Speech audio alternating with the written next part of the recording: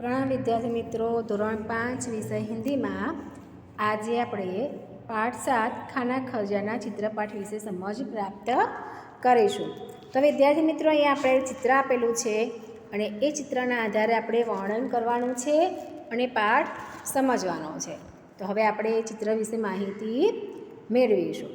तो यह एक रसोई घर का चित्र है। चित्र में माता रसोई बना रही है। यहाँ गैस है। एक गैस के ऊपर कुकर है, दूसरे गैस पर रोटी पक रही है। माता रोटी बेल रही है। ये लड़का है जो खाना खा रहा है। दादी माँ है जो कुछ किताब पढ़ रही है। यहाँ माता की रसोई के पास यहाँ एक मटका भी हमें दिखाई देता है। दादी माँ किताब पढ़ रही है और टोकरी में यहाँ फल और सब्जी दिखाई दे रही है। दूसरी खाने में यहाँ हमें डिब्बे दिखाई दे रहे हैं। यहाँ दूसरी अलमारी है। उस अलमारी में डिब्बे, थाली, गिलास, किरनी और जार दिखाई दे रहा है। उसमें मिर्च, मसाले, तेल, अचार ये सब मसाले भी दिखाई दे रहे हैं। यहाँ एक खिड़की है। खिड़की के बाहर बादल दिखाई दे रहा है। तो इस तरह से हमें चित्र का वर्णन करना है। अब हम अभ्यास के बारे में चर्चा करेंगे। अभ्यास का प्रश्न 1 हम देखेंगे।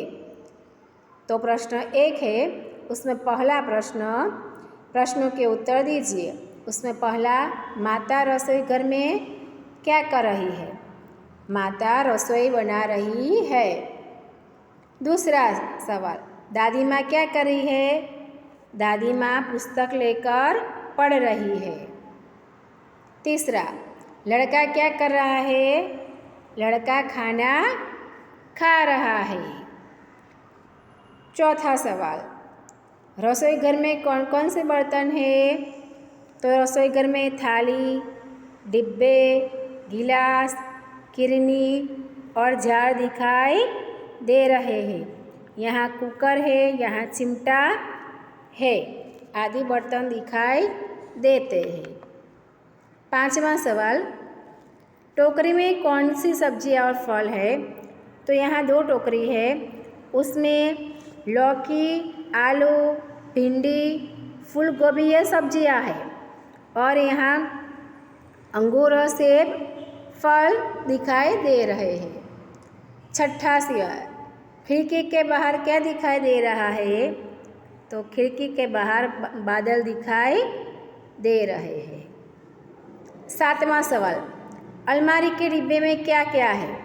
तो विद्यार्थी मित्रों, यहाँ अलमारी के डिब्बे में अचार, मिर्च, मसाले, दाल और तेल दिखाई दे रहे हैं। आठवां सवाल, आपके रसोई घर में क्या है जो इस रसोई घर में नहीं है? तो हमारे रसोई घर में स्टैंडिंग किचन का प्लेटफॉर्म है, पानी का नल, छलनी और एक्वागार्ड है जो इस रसोई घर में नहीं है। 9वां, माता कहाँ बैठी है? तो यहाँ हम देख सकते हैं माता चूल्हे के पास बैठी हुई है। तो इस तरह से हमें प्रश्न अभ्यास का 1 के प्रश्न 9 के प्रश्नों के उत्तर देखें। अब प्रश्न हम 2 देखेंगे। इस 2 प्रश्न में क्या पसंद है और क्या नहीं, योग्य खाने के हमें सही का निशान करना है। यहाँ करेला है तो यहाँ उसका नाम लिखना है। तो उसके अंदर हमें पसंद है या नहीं पसंद या खाना पड़ेगा। तो हम इसमें गलत करेंगे क्योंकि करेला हमें पसंद नहीं है। यहाँ सफरजन, सेब यहाँ लिखना है और हम मज़े से खाएंगे। आम लिखना है, मज़े से खाएंगे। जलेबी लिखनी है, मज़े से खाएंगे। आइसक्रीम लिखना है, मज़े से खाएंगे। इस तरह से हम ये सब मज़े से खाएंगे। अब प्रश्न 3 के बारे में हम चर्चा करेंगे। प्रश्न 3 है, उसमें तुमने अपने रसोई घर में या माँ या पिताजी को खाना पकाते हुए देखा होगा। ज़रा बताओ कि कैसे बनता है। पहला, बेसन के पकोड़े तलकर बनते हैं, गेहूँ से रोटी सेक कर बनती है, दूध से चाय उबाल कर बनती है। इस तरह से हमें इस प्रश्न का उत्तर देना है। अब विद्यार्थी मित्रों, यहाँ हमें एक कहानी चित्र दिए गए हैं। उस चित्र के आधार पर हमें कहानी लिखनी है। उससे पहले हम प्रश्न 4 देखेंगे कि माँ खाना बनाते हुए दिखाया गया है। क्या खाना बनाना केवल माँ का ही कर्तव्य है या नहीं? तो बताओ, और कौन कौन खाना बना सकता है?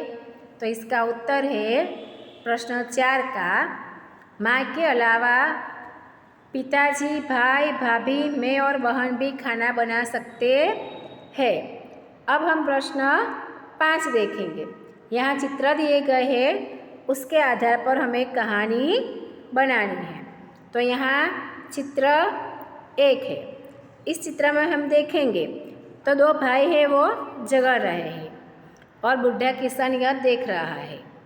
यहाँ दूसरे चित्र में देखेंगे तो बच्चों को लकड़ी का गट्ठर लाने के लिए कहा गया है। तीसरे चित्र में देखेंगे तो दोनों को एक एक लकड़ी लेकर तोड़ने के लिए कहा गया। फिर दोनों को लकड़ी का गट्ठर दिया और कहा कि ये सब साथ में तोड़ो। तो उन्होंने समझाया अपने बेटे को कि तुम अकेले रहोगे तो निर्बल रहोगे, कमज़ोर रहोगे, और मिलजुल कर रहोगे तो मजबूत बनोगे। अब हम इस कहानी को देखेंगे, उसकी समझ प्राप्त करेंगे। तो पहले चित्र के आधार पर हमें लिखना है, उसका शीर्षक एकता में बल है। कमालपुर नामक एक गांव था, उसमें एक बूढ़ा किसान रहता था। उसका नाम था रामू चाचा। रामू चाचा खेती करते थे। उनके 2 बेटे थे, वो दोनों आपस में झगड़ते रहते थे। रामू चाचा को यह देखकर खूब चिंतित थे। उन्होंने बेटे को बहुत समझाया पर उसका कोई असर नहीं हुआ। इसलिए एक दिन रामू चाचा को इस समस्या का उपाय सोचा। उन्होंने दोनों बेटे को बुलाया और दोनों को लकड़ियों का गट्ठर लाने के लिए कहा। रामू चाचा ने दोनों को गट्ठर खोलकर एक एक लकड़ी तोड़ने के लिए कहा। तो उन्होंने अब दोनों बेटे ने लकड़ी का गट्ठर तोड़ने के लिए कहा तो एक एक लकड़ी उन्होंने आसानी से तोड़ डाली। फिर दोनों बेटे को लकड़ी का गट्ठर तोड़ने के लिए कहते हैं तो वो खूब बल लगाते हैं, लेकिन वो तोड़ नहीं सकते।